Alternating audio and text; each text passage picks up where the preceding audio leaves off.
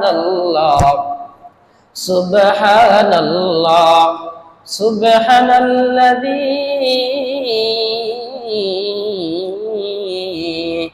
আমারে বানাইও না আল্লাহ কবরে আসামি। আমার পায়ের বন্ধন খুলিয়া দেখো, আমার পায়ের বন্ধন খুলিয়া দেখো, সে পাপ মসজিদ পানে চলছে নাকি নবীজির কাছে, শুইনা দেখো আমার জামিন হইবনি। সুবহানাল্লাহ সুবহানাল্লাহ সুবহানাল্লাযী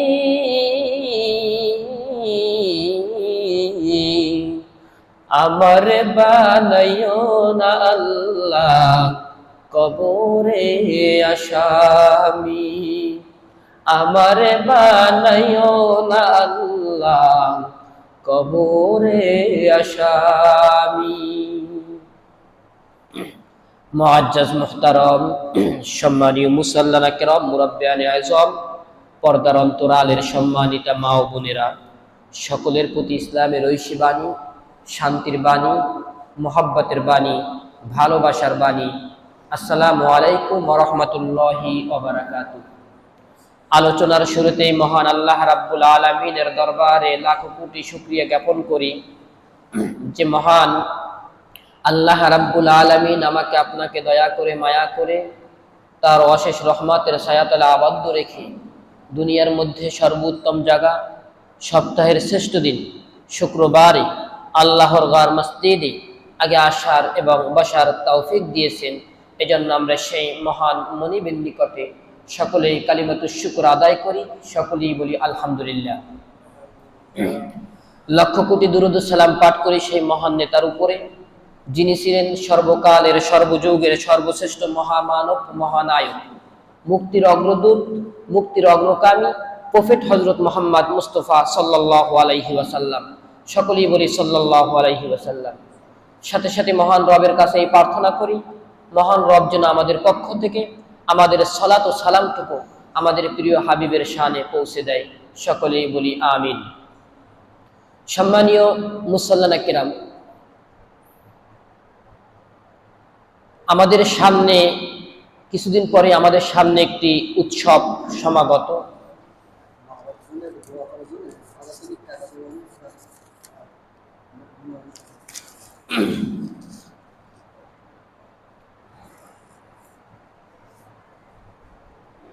আজকে 31 তারিখ, আগামী 17 তারিখ হয়তোবা আমাদের মুসলমানদের উৎসব কোরবানি অনুষ্ঠিত হবে।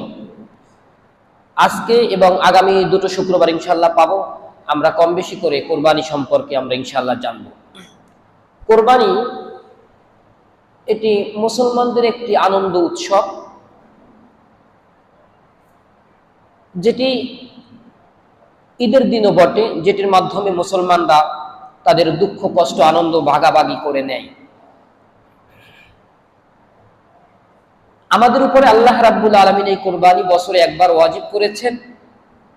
নির্দিষ্ট পশু জবাইয়ের মাধ্যমে আল্লাহ রাব্বুল আলামিনের নৈকট্য লাভের মধ্য দিয়ে মুসলমানরা তাদের দুঃখ কষ্ট ভাগাভাগি করে নেয়। এই কোরবানির মাধ্যমে মানুষ আল্লাহ রাব্বুল আলামিনের নৈকট্য লাভের পাশাপাশি আমাদের সমাজের অনেক গরিব দুঃখী অসহায় মানুষের সামান্য হলেও দুঃখ কষ্ট আহসান হয়ে থাকে। আল্লাহু আকবার। যদিও আমাদের দেশে যখন কোরবানির সময় চলে আসে, আমাদের সমাজের এক শ্রেণীর নাস্তিক বলেন আর যাই বলেন না কেন, এক শ্রেণীর মানুষের চক্রান্ত বেড়ে যায়, তখন তাদের ফতুয়া বেড়ে যায় যে অযথা এই পশুগুলোকে কেন জবাই করবে।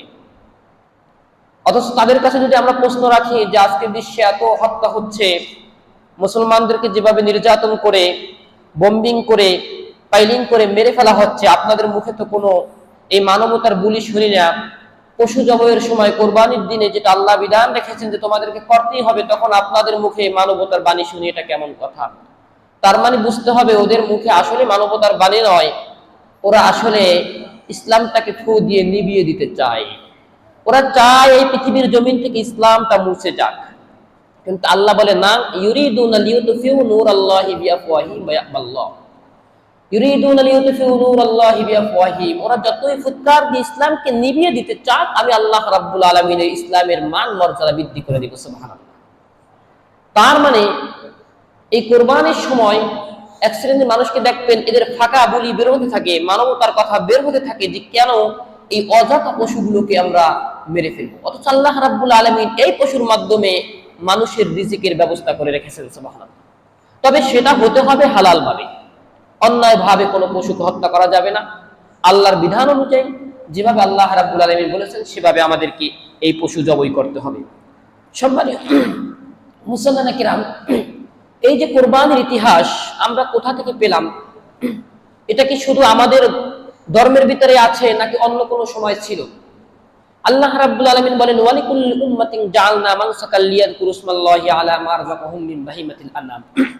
আর আমি প্রত্যেক উম্মতের জন্য কোরবানির বিধান রেখেছিলাম, আর আমি প্রত্যেক উম্মতের জন্য কোরবানির বিধান রেখেছিলাম যাতে করে তারা আল্লাহর স্মরণ করতে পারে, আল্লাহর নাম উচ্চারণ করতে পারে। সুবহানাল্লাহ। তবে এক এক সময়ের কোরবানির বিধান, পদ্ধতি, সিস্টেম, নিয়ম নীতি ভিন্ন ছিল। আমরা এর আগে একটা আলোচনায় বলেছিলাম যে হাবিল এবং কাবিলের কোরবানি ছিল তারা পশু জবাই করে চাটিয়াল ময়দানে রেখে আসতো। আল্লাহ রাব্বুল আলামিন যার কোরবানি কবুল করত তার কোরবানি হাওয়ায় উড়িয়ে নিয়ে যেতেন, বা আল্লাহ যেভাবেই হোক কবুল করে নিতেন। আর যার কোরবানি কবুল হতো না বা যারটা গ্রহণ করা হতো না, তারটা সেখানে পচে গেলে নষ্ট হয়ে যেত। এই আদম আলাইহিস সালামের যুগের কোরবানির বিধানটা ছিল এরকম। যখন তাদের মধ্যে বিবাহ নিয়ে ভেজাল লাগলো, আল্লাহ বিধান দিলেন যে তোমরা কোরবানি করে ওই চাটিয়াল ময়দানে রেখে আসো। তারা কোরবানি করার পরে ওই কোরবানি চাটিয়াল ময়দানে রেখে আসলো। আল্লাহ রাব্বুল আলামিন হাবিলের তাকওয়ার কারণে হাবিলের কোরবানি কবুল করেছিল। আল্লাহ রাব্বুল আলামিন বলেন, ওয়াতলু আলাইহিম নাবা আবনাই আদম বিল হক, হে নবী আপনি আপনার উম্মতদেরকে আদম আলাইহিস সালামের দুই সন্তান হাবিল এবং কাবিলের কোরবানির যে ইতিহাস আছে সেটা আপনার উম্মতদেরকে পড়ে শোনান। আজ থেকে ১৫০০ বছর আগে নয়, হাজার হাজার বছর আগে সেই কোরবানির ইতিহাস আজকে আমাদেরকে আমাদের নবী কেন শোনানোর কথা বললেন? ওটা থেকে আমাদের শিক্ষা কি? শিক্ষা এতটুকুই, যখন হাবিলের কোরবানি আল্লাহ রাব্বুল আলামিন কবুল করেছিলেন, কাবিল বলেছিলেন ভাই আল্লাহ রাব্বুল আলামিন যেহেতু আমার কোরবানি কবুল করে নাই, আমি অবশ্যই তোমাকে হত্যা করব। তখন হাবিলের ধারাভাষ্য এরকমটা ছিল, ভাষ্য ছিল এরকম, ভাই তুমি আমাকে হত্যা করতে পারো, আমার কোনো আফসোস নাই, কিন্তু তুমি তো মুত্তাকিন না, তুমি তো আল্লাহ ভীরুতা অর্জন করতে পারো নাই, তুমি আল্লাহর তাকওয়া অর্জন করতে পারো নাই। আল্লাহ রাব্বুল আলামিন তো মুত্তাকিনদের ব্যতীত কোনো কারো কাছ থেকে কোনো কিছু গ্রহণ করে না। তার মানে এই যে শিক্ষা, তুমি যাই করো, কোরবানি যত বড় পশুই করো না কেন, তোমার ভিতরে যদি তাকওয়া না থাকে, আল্লাহ ভীরুতা না থাকে, আল্লাহর সন্তুষ্টির উদ্দেশ্যে যদি তোমার কোরবানি না হয়, সে কোরবানি আল্লাহ পর্যন্ত যাবে না। আচ্ছা বলেন তো, আমাদের সমাজে যারা আমরা কোরবানি দেই, আমাদের গরুর যে গোশত বা মাংস আল্লাহ রাব্বুল আলামিন কখনো নিয়ে গিয়েছেন? নিছেন? নেয় নাই। আমাদের কোরবানির পশুর গোশত আমরাই খাই, আমাদের সমাজের গরিব দুঃখী অসহায় মানুষরা খায়, আমাদের পাড়া প্রতিবেশী খায়, আমাদের আত্মীয় স্বজনরা খায়, এরাই তো খায়। কিন্তু এখানে শিক্ষাটা কি? আল্লাহ নবীকে কেন বললেন যে হাবিল এবং কাবিলের কোরবানির যে ইতিহাস আছে, বিবরণ আছে, সেটি আপনার উম্মতদেরকে পড়ে শোনান। যে হাবিল কাবিলকে বলেছিল, ক্বালা ইন্নামা তাকাব্বালুল্লাহু মিনাল মুত্তাকিন, ভাই তুমি আমাকে হত্যা করতে পারো, আমার কোনো আফসোস নাই, কিন্তু তুমি আমাকে হত্যা করে কি করবে? তুমি আল্লাহ বিরুদ্ধে অর্জন করতে পারো নাই, তুমি আরো বড় পশু জবাই দাও, অনেক বড় পশু জবাই দাও, কিন্তু আল্লাহ তো তোমারটা কবুল করবে না, কারণ তোমার তাকওয়া সেটা নাই, তোমার উদ্দেশ্য ছিল ভিন্ন কিছু, যার কারণে আল্লাহ তোমারটা কবুল করে নাই। এই যে শিক্ষা, যে তোমাদেরকে যা কোরবানি করো না কেন, তোমাদেরকে আল্লাহ ভীরুতা অর্জন করতে হবে। আপনার হযরত ইউসুফ আলাইহিস সালাম যে কোরবানি দিয়েছিলেন, ভিন্নতা ছিল। হাবিল কাবিলের কোরবানি ছিল তারা কোরবানি করে চাটিয়াল ময়দানে রেখে আসতো, আল্লাহ রাব্বুল আলামিন যারটা পছন্দ করবেন তারটা কবুল করে দিতেন। আপনি দেখেন হযরত ইউসুফ আলাইহিস সালামের জমানায় কোরবানি ছিল চরিত্রের কোরবানি। হযরত ইউসুফ আলাইহিস সালাম 10 তলা বিল্ডিং এ সুন্দরী রমণী পেয়েছিলেন, নারী পেয়েছিলেন জোলাইখাকে। জোলাইখা প্রস্তাব দিয়েছিল যে এই যে 10 তলা বিল্ডিং এ ঘর দরজাতে আপনার জানালা দরজা সবকিছু বন্ধ, আমরা যদি এখানে জেনায় লিপ্ত হই পৃথিবীর কেউ দেখবে না, তুমি আর আমি ছাড়া, আসো আমরা এই অনৈতিক কাজে লিপ্ত হই। তখন ইউসুফ আলাইহিস সালামের ভাষ্য কি ছিল? ক্বালা মাআযাল্লাহ আন নাখুযা, কখনো নয়, হে আল্লাহ আমি আপনার সাহায্য চাই, এটা আমি কখনো করতে পারি না।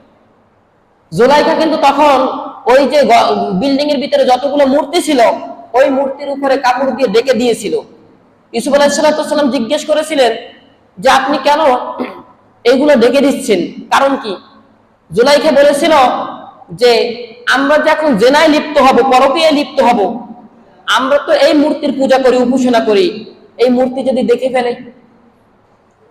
ইউসুফ আলাইহিস সালাম বলেছিলেন তোমার মূর্তি দেখে না, শোনে না, কথা বলতে পারে না, তুমি মূর্তির ভয়ে, দেবতার ভয়ে তুমি তাদের চোখ দেখে দিচ্ছ কাপড় দিয়ে, কিন্তু যার চোখ পাখি দেওয়া যায় না, লা তুদরিকুল আবসার ওয়া হুয়া ইদরিকুল আবসার ওয়া হুয়াল লাতীফুল খবীর, যার দৃষ্টি সীমার কোনো শেষ নাই, পৃথিবীর যেখান থেকে হোক না কেন আল্লাহ রাব্বুল আলামিন সবকিছু জেনে যায়, বুঝে যায়, তার চোখ আমি ফাঁকি কিভাবে দেব? সুবহানাল্লাহ। অতএব তুমি তোমার এই মূর্তির ভয়ে তুমি তার চোখে কাপড় দিয়ে রেখেছো, যে জীবনে দেখতে পারে না, কথা বলতে পারে না, হাঁটতে পারে না, চোখ আছে দেখে না, পা আছে হাঁটতে পারে না, হাত আছে ধরতে পারে না, তুমি তার ভয়ে তার মূর্তির উপরে কাপড় দিয়ে দিচ্ছ যেন না দেখে, কিন্তু আমার রবের চোখ তো কেউ ফাঁকি দিতে পারে না। তখন ইউসুফ আলাইহিস সালাম বলেছিলেন ক্বালা মাআযাল্লাহ, হে আল্লাহ আমি আপনার সাহায্য চাই, কখনো সম্ভব নয় এটা আমার কাছে করা। ইউসুফ আলাইহিস সালাম তখন চেষ্টা করেছিলেন, উনি দৌড় দিয়েছিলেন সেখান থেকে। এই যে চরিত্রের মহা দুর্যোগ সময়ে হযরত ইউসুফ আলাইহিস সালাম তার চরিত্রের কুরবানি দিয়েছিলেন, ভিন্নতা ছিল তার কাছ থেকে। ইউসুফ আলাইহিস সালামের কাছ থেকে তার রব তাকওয়ার পরীক্ষা নিয়েছিলেন। হযরত ইউসুফ আলাইহিস সালাম তখন সেখান থেকে দৌড় দিয়েছিলেন।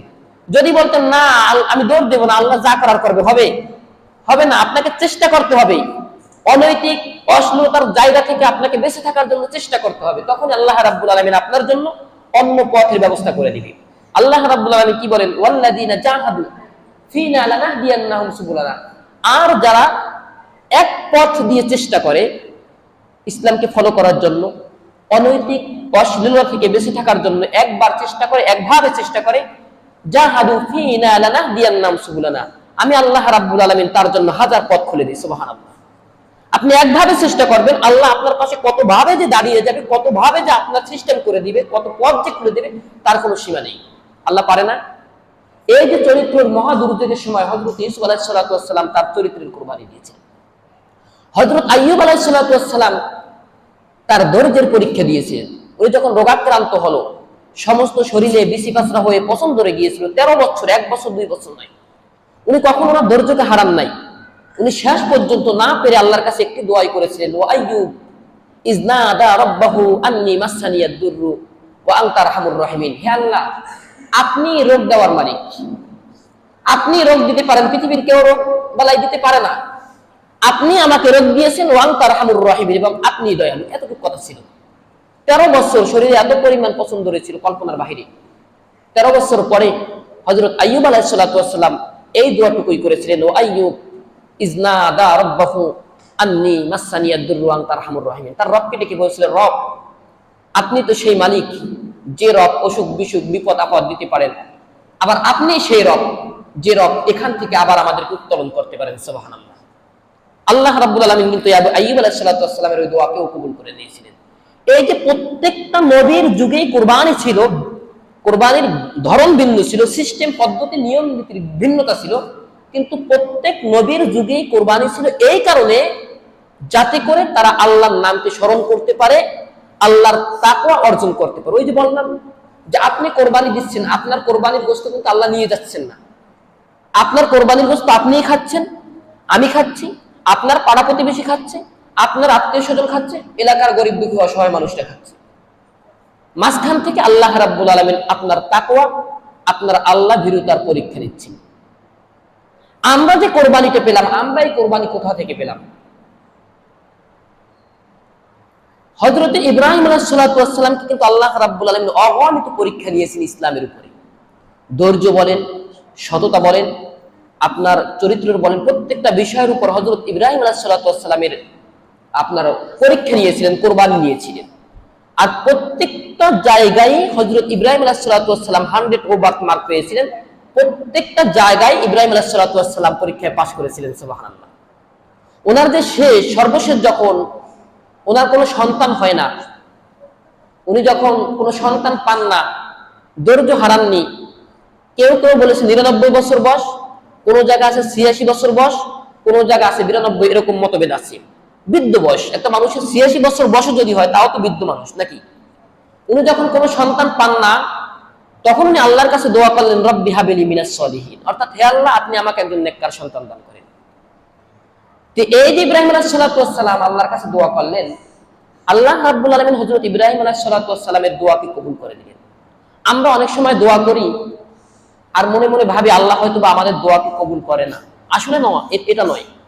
আল্লাহ রাব্বুল আলামিন আপনার জন্য যদি ওই দোয়াকে এই পৃথিবীতে ভালো মনে করেন, অবশ্যই আল্লাহ রাব্বুল আলামিন আপনার ওই দোয়াকে এই পৃথিবীতেই কবুল করবেন। আর যদি মনে হয় না এই দোয়াটা আমি তাকে আখিরাতে দিব, আল্লাহ রাব্বুল আলামিন এই দোয়া আপনাকে আখিরাতে কবুল করে নেবেন। কিন্তু আপনার দোয়ার উদ্দেশ্য যদি আল্লাহ হয়, আপনার দোয়ার উদ্দেশ্য যদি এক থাকে, একানিষ্ঠতা থাকে, অবশ্যই অবশ্যই আল্লাহ রাব্বুল আলামিন আপনার দোয়াকে কবুল করে নেবেন নিশ্চিত। আমরা অনেক সময় দোয়া করি, দোয়ার অর্থও বুঝি না, দোয়া কিভাবে করবো সেটাও জানি না, যার কারণে অনেক সময় আমরা ফল পেতে দেরি করি। আপনি যে কোনো একটি কাজের ফলাফল যখন পেতে চাবেন, ও কাজটা যদি সঠিকভাবে আপনি না করেন, পাবেন ফলাফল? সম্ভব নয় ভাই। তো আপনি আল্লাহর কাছে কিছু পেতে চান, আপনার দোয়ার সিস্টেম যদি ঠিক না থাকে, সেখান থেকে আপনি সাথে সাথে কিছু পাবেন, এটা আশা করাও তো বোকামি। একটা ঘটনা মনে পড়লো, এক ইমাম সাহেব প্রতিদিন নামাজের পরে দোয়া করতেন, রব্বি হাবিলি মিনাস সলিহিন। তো একজন যুবক ওনার পিছনে প্রতিদিন নামাজ পড়তেন আর ইমাম সাহেবের এই দোয়া শুনতেন যে রব্বি হাবিলি মিনাস সলিহিন। ইমাম সাহেব প্রতিদিন এই দোয়া করে। এই দোয়ার অর্থ কি আমার জানার খুব ইচ্ছা। উনি দৌড়িয়ে ইমাম সাহেবের কাছে গেলেন যে ইমাম সাহেব, আপনি তো প্রতিদিন নামাজের পরে মোনাজাতে এই দোয়া করেন, রব্বি হাবিলি মিনাস সলিহিন। আগের যুগের ইমাম তো অনেক সময় অর্থ জানতো না, যতটুকু অল্প কিছু জানতো সেখান থেকে ইমামতি করতেন। তো ওনার কাছে যাওয়ার পর উনি বললেন, বাবা এই দোয়ার অর্থ তো আমিও জানি না, আমি শুধু জানি এটা দোয়া, অর্থ জানি না। তো ওই যুবক ভাইয়ের জানার খুব ইচ্ছা যে আমাকে জানতেই হবে যে এই দোয়ার অর্থ কি। উনি দৌড়িয়ে তখনকার একজন যুগশ্রেষ্ঠ আলেমের কাছে গেলেন এই দোয়ার অর্থ জানতে। সেখানে যাওয়ার পরে ওই আলেমের কাছে জিজ্ঞেস করলেন যে আমাদের ইমাম সাহেব প্রতিদিন এই দোয়া করেন যে রব্বি হাবিলি মিনাস সলিহিন, এই দোয়ার অর্থ কি? আমি ইমাম সাহেবকে জিজ্ঞেস করছি, ইমাম সাহেব বলে অর্থ জানে না। তখন উনি বললেন যে এই দোয়ার অর্থ হলো, হে আল্লাহ আপনি আমাকে একজন নেককার সন্তান দান করেন। তো ওই যুবক আপনার হতভম্ব হয়ে গেল, বা একটু খুশি, বা তার ভিতরে একটু অনেক খুশি কাজ করতেছিল, দৌড়ে ইমাম সাহেবের কাছে চলে আসলেন। এসে জিজ্ঞেস করলেন যে ইমাম সাহেব আপনার ছেলে মেয়ে কয়জন? তো ইমাম সাহেব বলছে যে আমার ছেলে মেয়ে 13 জন। মাশাআল্লাহ। তো যুবক বলতেছে আপনার ছেলে মেয়ে 13 জন, এখন আপনি এই দোয়া করতেছেন রব্বি হাবিলি মিনাস সলিহিন।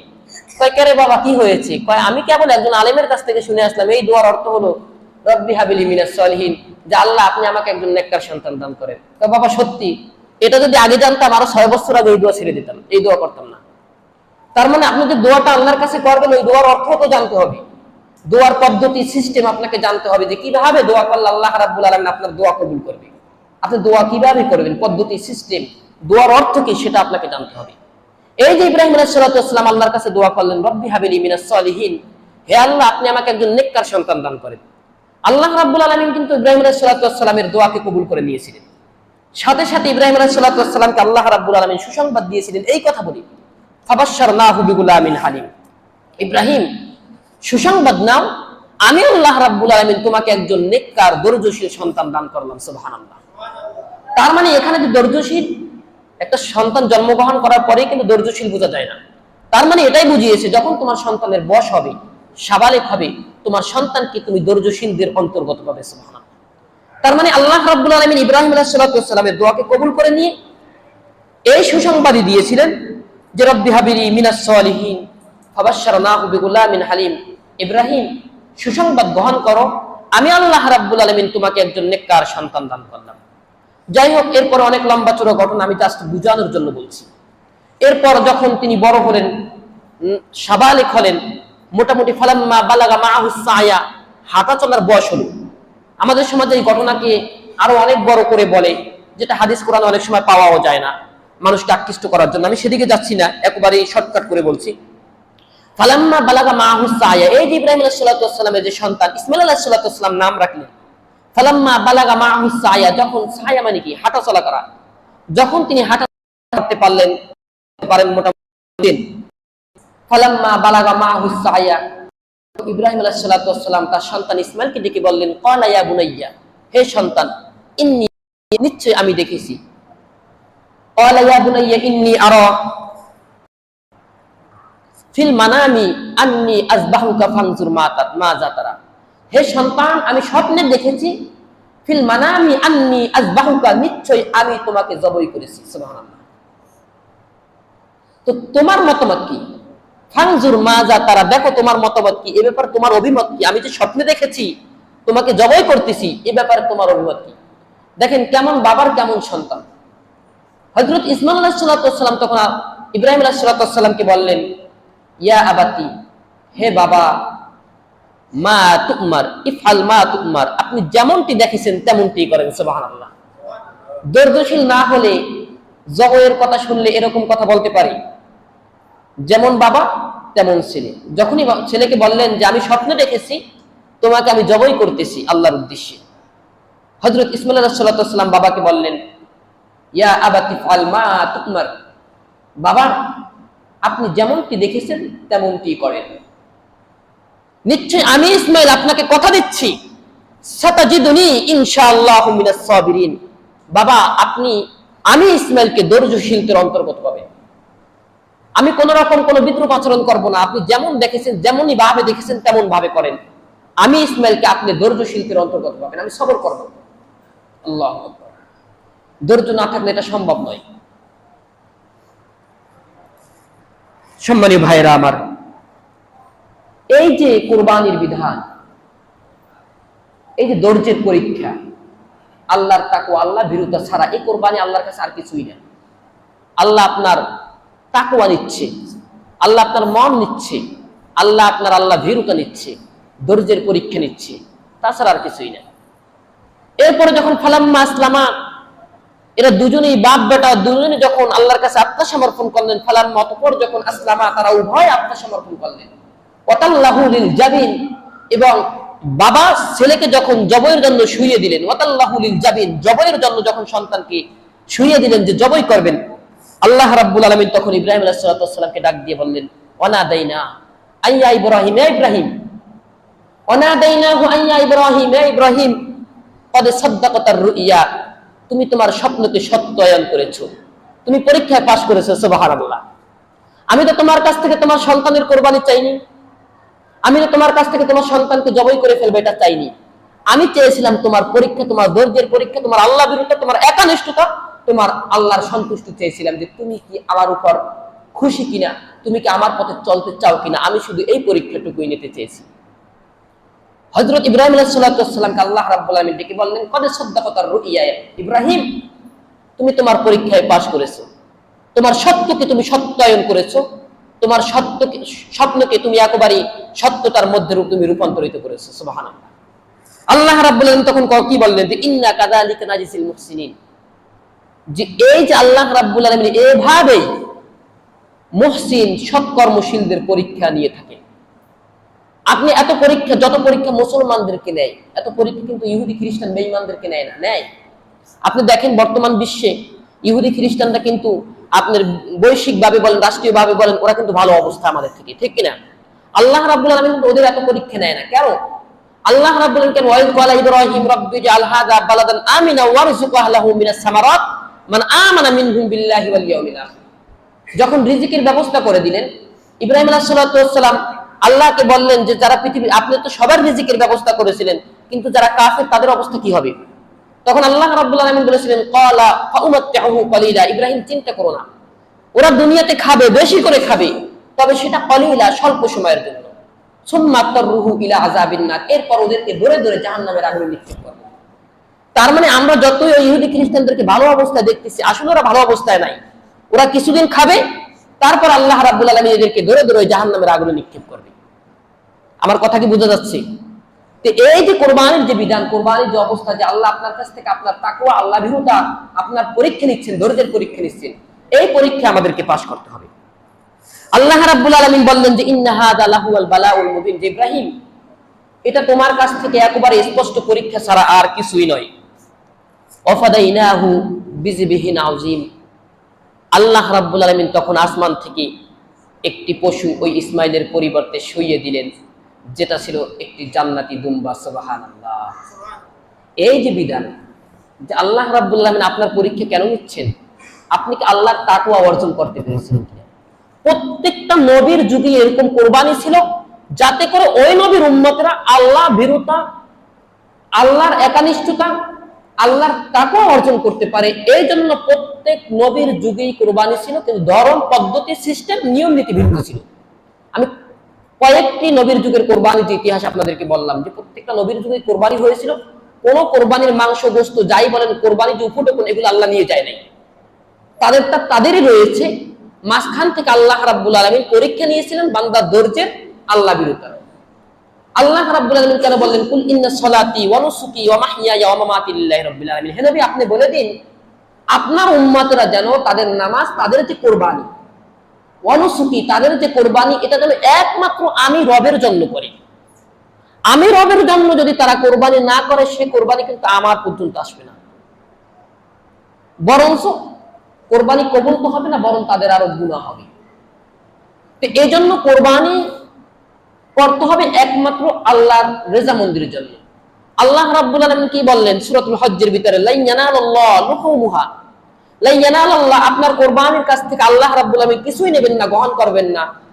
লুহুমুহা, লাহমুন মানে গোশত, লুহুমুহা তার গোশত আল্লাহ রাব্বুল আলামিন নেবেন না। ওয়ালা দিমাউহা, তার প্রবাহিত যে রক্ত, সে রক্ত আল্লাহ রাব্বুল আলামিন গ্রহণ করেন না, বরং কি করেন, ওয়ালাকি ইয়ানালুহুত তাকওয়া মিনকুম, আপনার যে ভিতরে, আপনার হৃদয়, আপনার অন্তরে কি আছে, আপনার মনে কি আছে, আপনার তাকওয়া কি, আপনি কি জন্য কোরবান নিয়েছিলেন, শুধুমাত্র সেটি আল্লাহ রাব্বুল আলামিন পরীক্ষা করেছেন। সুবহানাল্লাহ। এজন্য আসি, আমাদের যাদের উপরে কোরবানি ওয়াজিব হয়েছে, আমরা একমাত্র আল্লাহর রেজামন্দির জন্য, আল্লাহকে খুশি করার জন্য সকলেই কোরবানি দেওয়ার চেষ্টা করি। ইনশাআল্লাহ আরো 2টি শুক্রবার আমরা পাবো। কোরবানির জন্য যে মাসলা মাসাইল আছে, কিভাবে আমরা কোরবানি করব, অন্যান্য যে মাসলা মাসাইল আছে, ইনশাআল্লাহ আমরা ধীরে ধীরে আলোচনা করব। আল্লাহ রাব্বুল আলামিন আমাদের সকলকে আল্লাহর রেজামন্দিরের জন্য, আল্লাহকে খুশি করার জন্য আমাদের সকলকে কোরবানি করার তৌফিক দান করুক। সকলে বলি আমিন। পরিশেষে আমি সকলের